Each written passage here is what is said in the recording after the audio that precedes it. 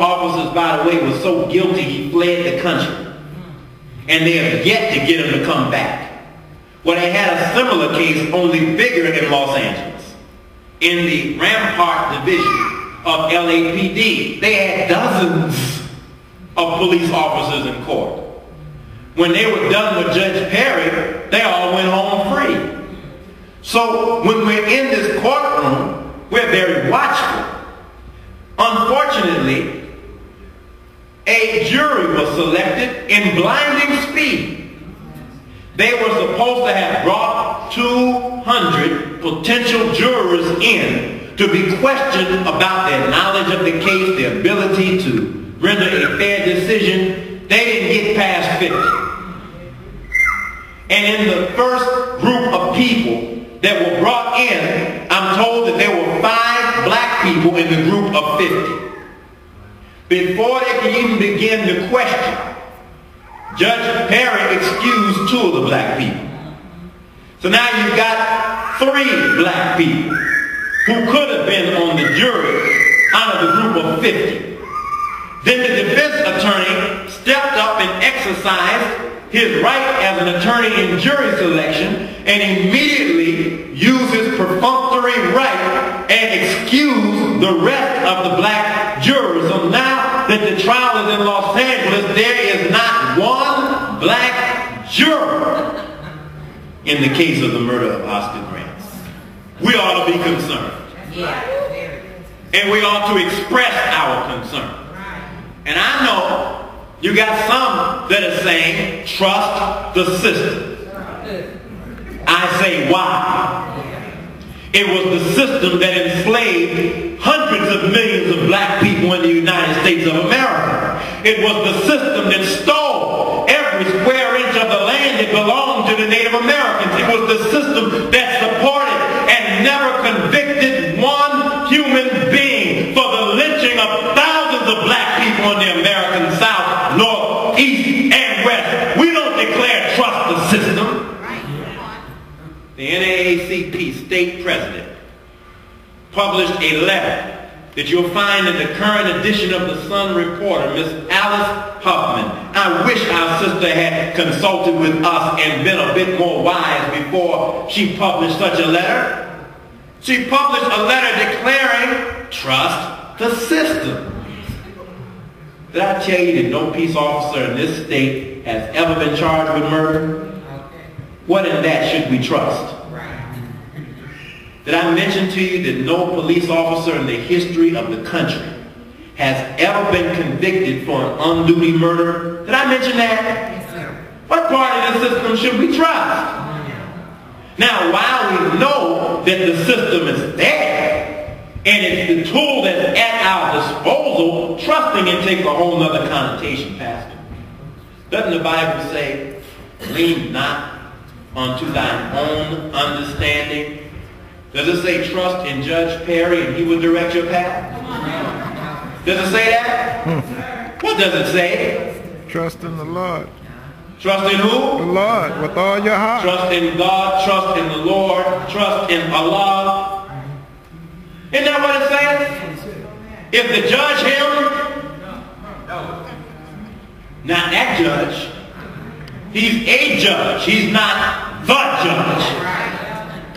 The judge is the God of his house. Is that right? So for Miss Huffman to send out a letter saying trust in the court when quite frankly the NAACP was founded because the courts were wrong. That's why there's an NAACP.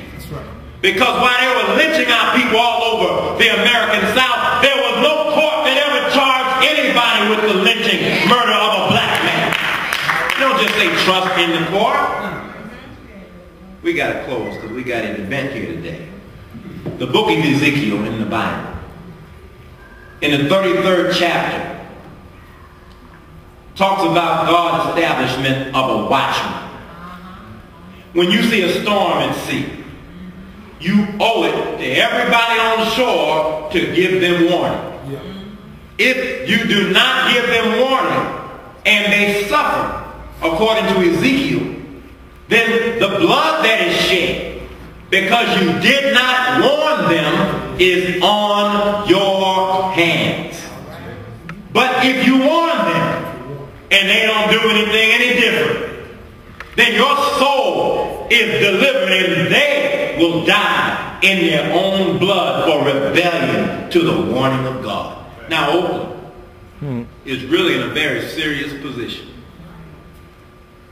The city officials are frightened. They don't know what to expect when this verdict is rendered. Evidently, they're frightened that there will be riots in the city when the verdict is rendered. They're making preparations, saying to people, look how tough we are. This is our training.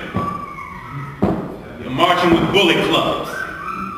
They brought in law enforcement authorities from all over the area. This will be a multi-area or department task force because they are concerned about how to respond to angry people that may be disturbed with the verdict. Well, first and foremost, before we start saying to people, don't do nothing when the verdict come out, why don't we first say to the Department of Justice, do something before the verdict comes out? Telling us to tell people don't do nothing. We're saying to you, tell the Department of Justice to do something. Now, who was president? Eisenhower? When the civil rights workers or students were trying to get into school at Little Rock, Arkansas, was that President Eisenhower? To protect the Little Rock Nine, he sent federal troops to protect the Little Rock Nine from the police departments in Arkansas. Well, who? Where is the Department of Justice that's observing this trial? Should not the federal government do its part to ensure that when we find ourselves in a trial that is apparently unjust from its beginning, no DA has ever prosecuted a police officer in this state for this kind of crime. Seems to me the federal government should be interested. When they looked out and saw no blacks on the jury, seems to me the federal government should be interested. Mayor Dellums, the city council, the county supervisors, the state assembly person, our congressperson would not be wrong to say to the Obama administration, can you put your eyes, ears, and hands on this case because we're not clear that justice is being served in Southern California. At least put somebody in the courtroom to watch it. Y'all with me now? Because as it stands, remember that when Rodney King's case went to trial, State versus Officer Stacey Coon, State versus the other officer. When that went to trial, it was acquitted. They walked free. And the anger, which is natural in the heart of people, spewed out into the streets of Los Angeles.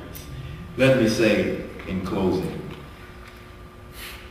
we understand the anger, but we want to say to those that get angry, you should know that as angry as you think that you are, imagine how angry these in law enforcement think that they are.